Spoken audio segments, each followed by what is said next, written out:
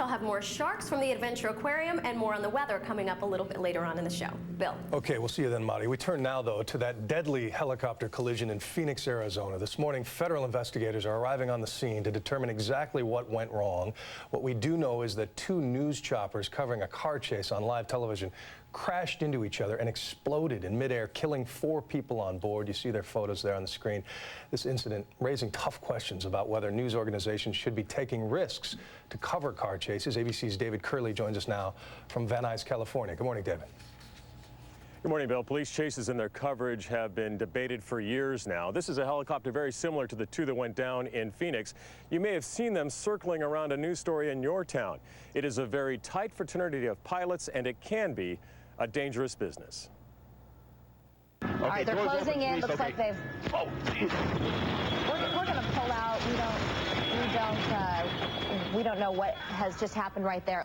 That was the moment 2 helicopters crashed in midair, then plummeted downward, all caught on tape as one hits the ground, bursting into flames, followed a moment later by the second, all witnessed by fellow pilots.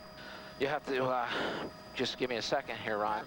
I kept yelling, go lower, because like they just got sucked together and they exploded. 2 pilots and 2 cameramen were killed, including Craig Smith, who was at the controls for our ABC affiliate. With him, cameraman Rick Krolak. Their colleagues rushed to the scene, reporting the terrible news about their friends. I'm in a daze right now. We're trying to keep it together, do the job. These guys would want us to cover this professionally. That's what we're trying to do. Oh, you just did hit a car. The helicopters were covering a police chase, and as dangerous as that can be on the ground, with 6 helicopters overhead, there is danger in the sky as well. It's when the story is evolving along the ground, moving, in other words, that it really creates the highest potential for trouble. And there was confusion in the air over Phoenix. Where's 3? Like how far? Oh, geez. 3, I'm right over you. 15's over top of you. I'm over the top of you. News helicopters like this one in New York have been involved in dramatic crashes, but few have been involved in mid-air collisions. Communication is everything. We have common frequencies that we all talk to each other on, whether it's a competing station or a competing company or anything else, doesn't matter. We talk to each other. But even that wasn't enough in Phoenix. Now, the suspect in yesterday's chase was arrested. The police chief in Phoenix suggested that he may be charged with the deaths connected with these 2 helicopter crashes. NTSB on the scene in Phoenix today to look into how this happened. Bill? All right, David, thanks very much. And also there in Van Nuys is a face you may recognize. Kaley O'Kelley is a friend of this show.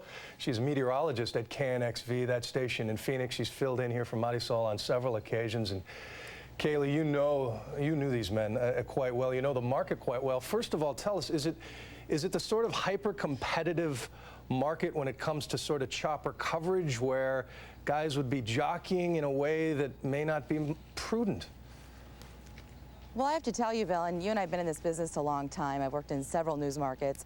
Phoenix is very competitive, but I have been up in that chopper with both Rick and Craig on several occasions, and these men knew each other. All of these pilots knew each other. The photographers know each other, and they were all very cognizant every single time I've been in that chopper of where they are. And you can hear that on the tape that keeps running with Craig. Where's 3? Where is everyone? And they are trying to communicate.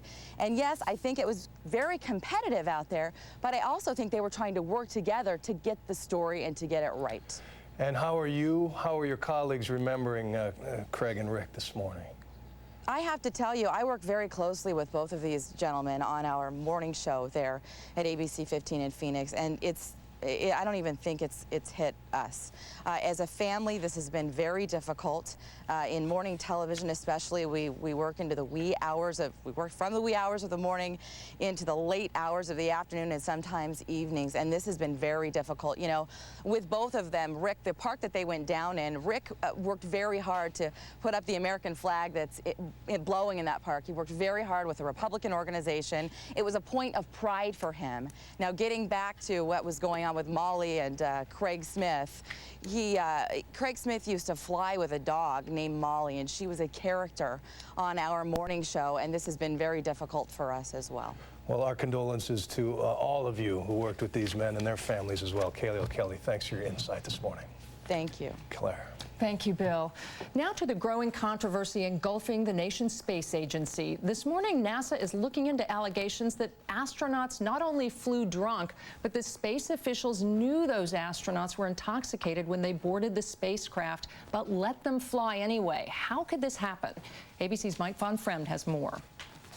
0 and liftoff. NASA's independent commission says it uncovered allegations of heavy drinking by 2 astronauts.